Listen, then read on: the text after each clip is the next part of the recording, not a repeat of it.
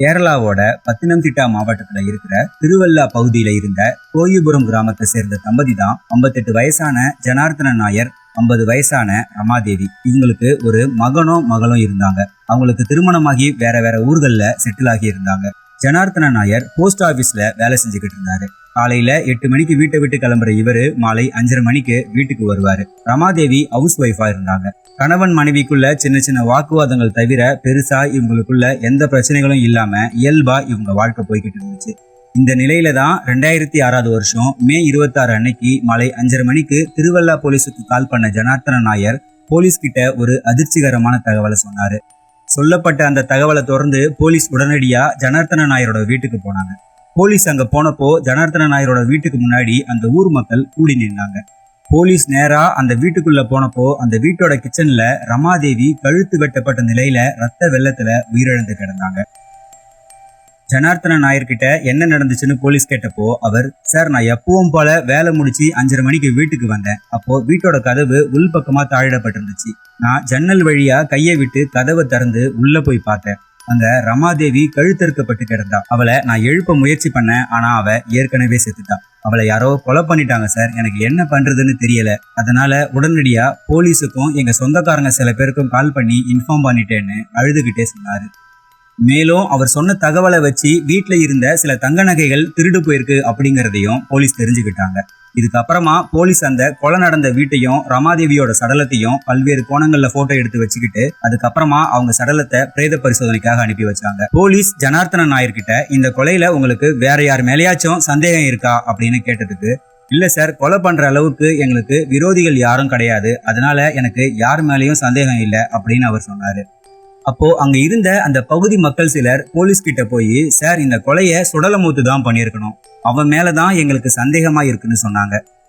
Police உடனடியா மக்கள் சொன்ன அந்த சுடலமுத்து தங்கியிருந்த வீட்டுக்கு போனாங்க. அங்க போனப்போ அவர் தங்கியிருந்த அந்த வீடு பூட்டி இருந்துச்சு. அவரோட நம்பருக்கு கால் பண்ணி பார்த்தப்போ மொபைல் சுவிட்ச் ஆஃப்னு வந்துச்சு. சுடலமுத்து அந்த பகுதியில இல்ல அப்படின்னு தெரிஞ்சதுமே அந்த மக்கள் கிட்ட ஒரு பரபரப்பு உண்டாச்சு. இதை தொடர்ந்து அந்த மக்கள் கிட்ட விசாரிச்சதுல சுடலமுத்து பத்தின சில முக்கிய தகவல்கள் போலீஸுக்கு கிடைச்சது.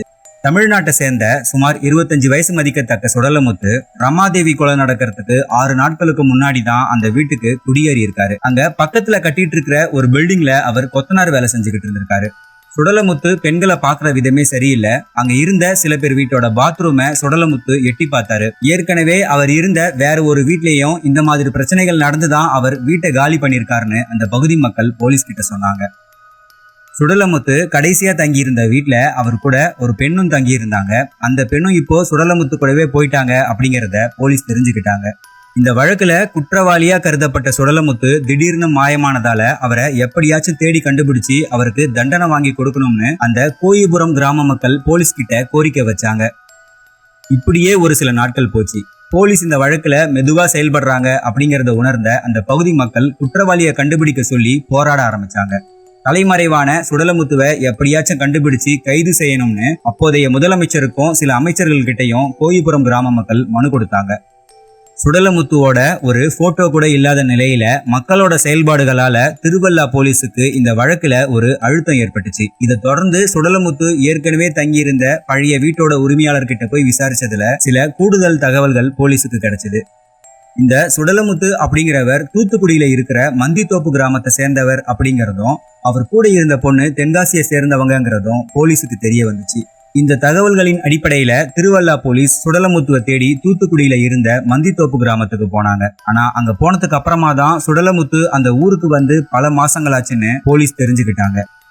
இதுக்கப்புறம் சுடலமுத்து கூட தங்கி இருந்த அந்த பெண்ணை தேடி திருவல்லா போலீஸ் தென்காசிக்கு போனாங்க.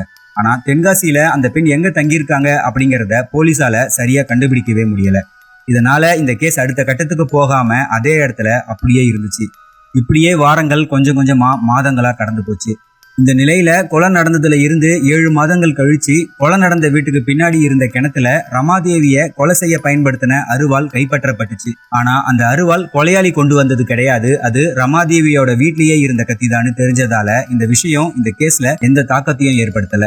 இதுக்கப்புறம் கொலை நடந்ததுல இருந்து 1 வருஷம் கழிச்சு ரமாதேவியோட கணவர் இந்த வழக்குல குற்றவாளியை கண்டுபிடிக்கிறதுல போலீஸ் ரொம்ப மெதுவா செயல்படுறாங்க அப்படின்னு சொல்லி இந்த வழக்கை கேரள குற்றப்பிரிவு போலீஸுக்கு மாத்தணும்னு கேரள உயர்நீதிமன்றத்தை அணுகுனாரு.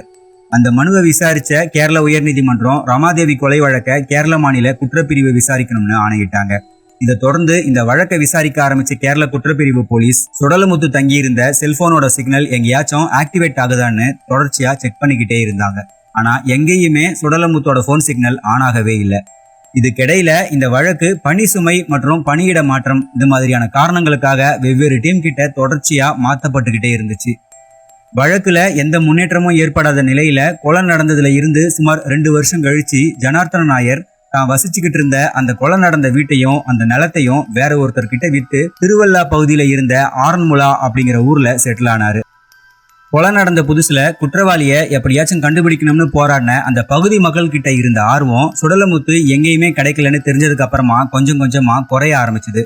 சொல்லப்போனா கால ஓட்டத்துல அந்த பகுதியில அப்படி ஒரு கொலை நடந்துச்சு அப்படிங்கறதையே அந்த பகுதி மக்கள் மறக்க ஆரம்பிச்சாங்க.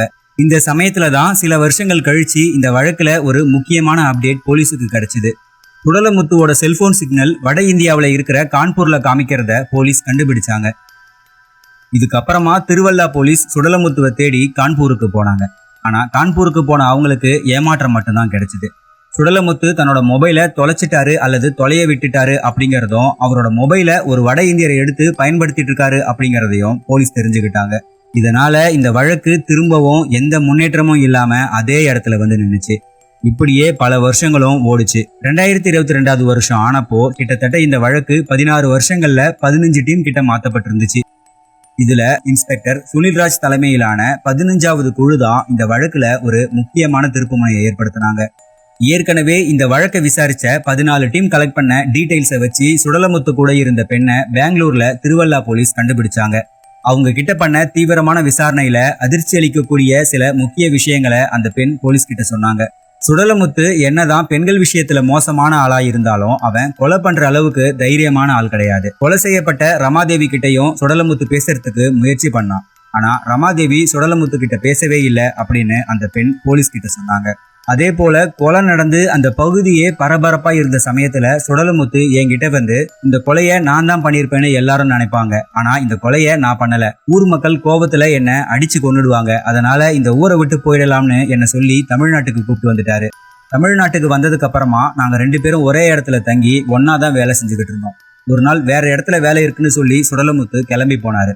அதுக்கப்புறமா அவரை நான் பார்க்கவே இல்லை அப்படின்னு போலீஸ் கிட்ட அந்த பெண் சொல்லியிருந்தாங்க.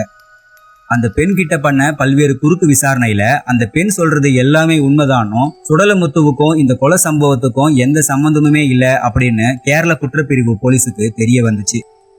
ஆரம்பத்துல இருந்தே இந்த வழக்கு குற்றவாளியை விட்டுட்டு அதுக்கு நேரெதிரா ஒரு நிரபராதியை நோக்கியே போயிருக்கு அப்படிங்கிறது அப்பதான் அவங்களுக்கு கொஞ்சம் கொஞ்சமா புரிய ஆரம்பிச்சுது. இந்த வழக்குல முக்கியமான ஏதோ ஒரு விஷயத்த போலீஸ் கவனிக்க தவறிட்டாங்கன்னு சுனில்ராஜ் டீம் யோசிச்சாங்க. கொலை நடந்த இடத்துல கைப்பற்றப்பட்ட ஆதாரங்களை திரும்பவும் சுனில்ராஜ் டீம் மறு ஆய்வு செஞ்சாங்க. அப்படி எல்லா தகவல்களையும் திரும்ப பார்க்கும்போதுதான் போலீஸுக்கு கிடைச்ச ஒரு முக்கியமான ஆதாரம் ரமாதேவி சடலத்தோட உள்ளங்கையில இருந்து கைப்பற்றப்பட்ட முடிகள். அதாவது ரமாதேவியோட உடலை பிரேத பரிசோதனைக்கு அனுப்பினப்போ அவங்க உள்ளங்கை இறுக்கமா மூடி இருந்திருக்கு. அவங்க உடலை பரிசோதனை பண்ண மருத்துவர் அந்த கைகளை திறந்து பார்த்திருக்காரு. அப்போ ரமாதேவியோட வலது கையில 36 முடிகளும் இடது கையில 4 முடிகளும் கொத்தா பிடுங்கப்பட்டிருக்கிறத பார்த்து அதை போலீஸ் கிட்ட ஒரு ஆதாரமா கொடுத்திருக்காங்க. ஆனா கொலை நடந்த நாள்ல இருந்தே இந்த வழக்கு சுடலமுத்துவ நோக்கி மட்டுமே போயிட்டு இருந்ததால போலீஸ் அதை ஒரு முக்கிய விஷயமா எடுத்துக்காம அஜாக்கிரதையா இருந்திருக்காங்க. கொலை நடந்த சில வாரங்கள்ல தடயவியல் துறை பண்ண ஆய்வுல அந்த முடி 50ல இருந்து 60 வயது மதிக்கத்தக்க ஒரு ஆணோட முடின்னு தெரிய வந்துச்சு.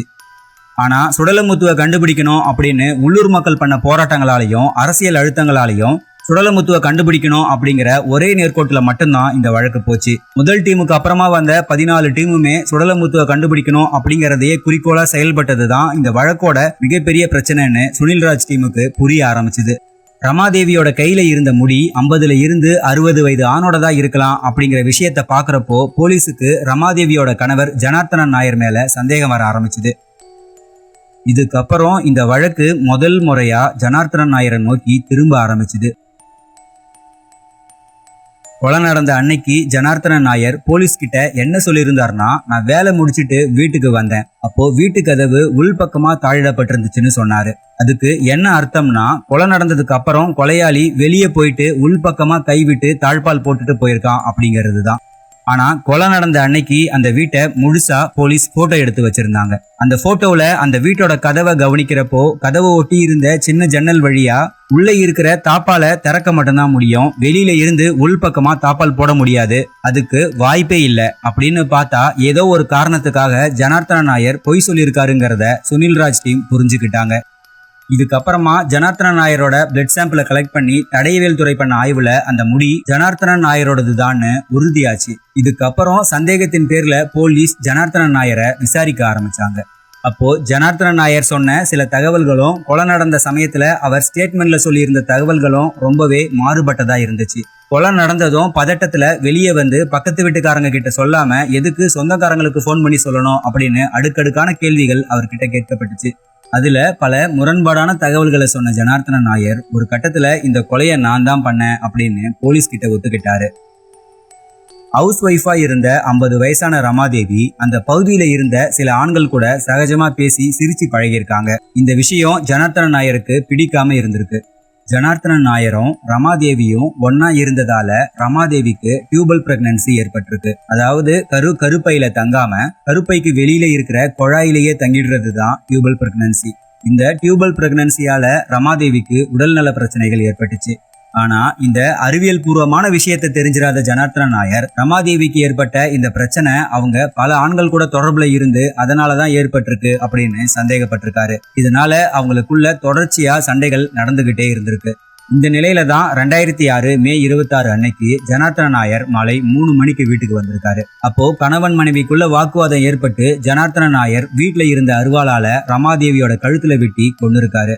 இதுக்கப்புறம் கதவை பூட்டிட்டு திரும்ப போஸ்ட் ஆபீஸ் போய் கொஞ்ச நேரம் இருந்துட்டு திரும்ப வீட்டுக்கு வந்து ரமாதேவியை யாரோ கொலை பண்ணிட்டாங்கன்னு நாடகம் ஆடி இருக்காரு.